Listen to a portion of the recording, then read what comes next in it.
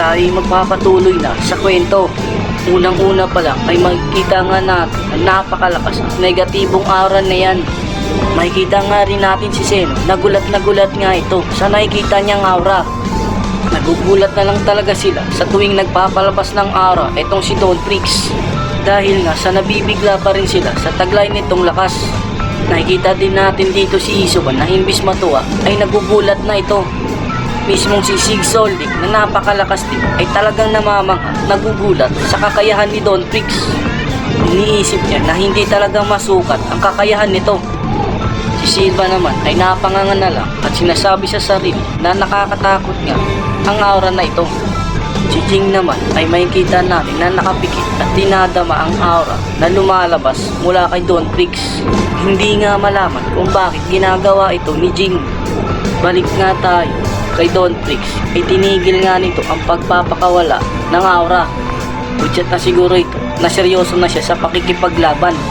Dito naman banda kay Gon ay sinabi niya kay Kite at Killua na maghanda na ito sa gagawin nilang plano dahil ibibigay niya na nga daw ang lahat na makakaya niya. Banggit pa ni Kite ay handang-handa na nga daw siya para lang matalo ang napakalakas na kalaban na to. Kahit pa alam niya na napakadelikadong makaharap ang isang hari ng Dark Continent. Si Killua naman ay sinabi niya na kahit napakadelikado nga ang makaharap ang isang Don Trix ay hindi na sila pwedeng umatras pa. Makikita nga natin na nagkakaharapan nga silang apat at si Don Trix naman ay tila hinihintay lang silang sumugod. Kinapakaramdaman lang siguro ni Don Trix o hinihintay kung ano ang gagawin ng tatlo. Hinahayaan niya unang kumilos ang tatlo para mabilis niyang mabasa kung ano man ang gagawin nila Gon, Kite at Killua. Nagkumpisa na nga at naunang sumugod etong si Killua. Sumunod naman agad-agad etong si Kite. Siguro naman ay umabati lang ng konti at tila naghihintay at nakatingin lang ito. Masugod na nga itong si Killua papunta kay Don Trix at ginamit na nga nito ang kanyang Godspeed at talagang tinodo niya na ito. Si Kite naman ay ganun din, pasugod na rin siya papunta kay Don Trix. Talagang ibubuhos niya na rin ang lahat sa pagkakataong ito. Makikita natin si Don Trix na nakatayo lang ito at wala pa rin ginagawa. Hinihintay niya nga lang itong dalawa na tumama sa kanya. At ayan na nga, sabay nga tumama ang pag-atake ni Killua at ni Kite. Balik tayo kay Gon at nakatingin lang ito. Naghahanap ng tamang chance at pagkakataon para sa kanyang gagawin na pag-atake. Eto na nga, at sinangga nga lang ito ni Don Trix na walang kahirap-hirap. Sa lakas na pag-atake ni Killua at Kite ay tila baliwala pa rin iyon kay Don Trix. Gulat na nga na naman itong si Hisoka na dati ay natutuwa pag nakakita ng malakas, ngunit ngayon ay bumapaligtad na. Si Silva naman ay napapaisip hanggang ngayon kung anong klaseng atake ba ang pwedeng tumalab dito kay Don Trix. Dahil ngayon ay hindi pa nga rin nila ito mapuruhan.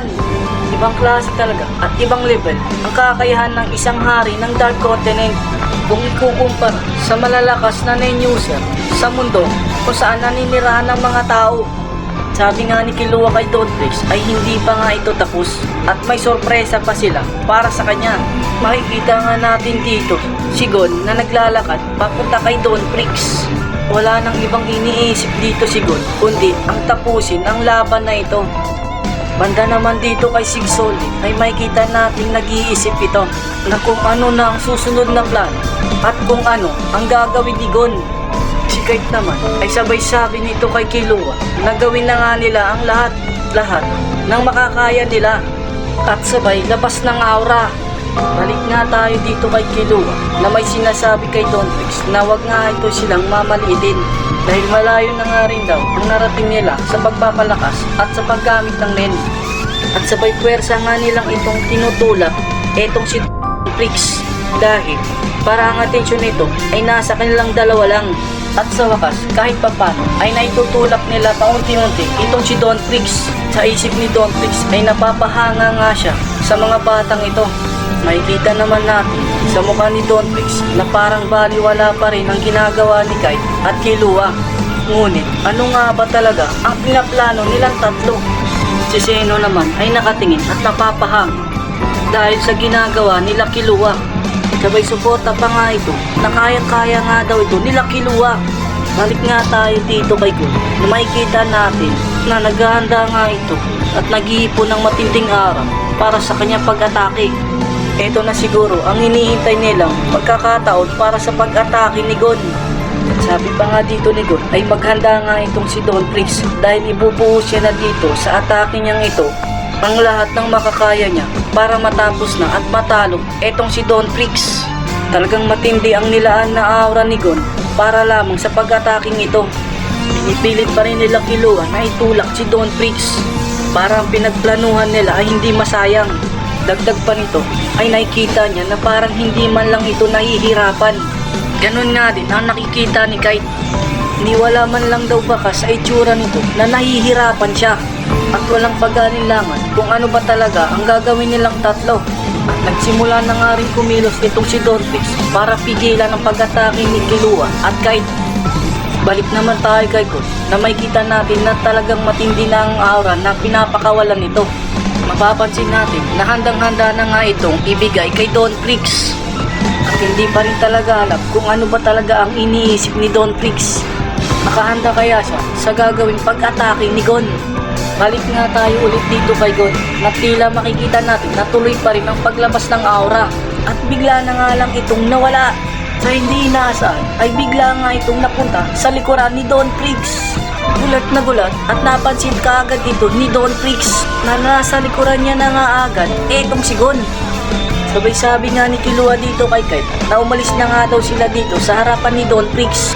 At si Gon na nga daw ang bahala dito. Agad naman silang sumibat papalayo kay Don Trix.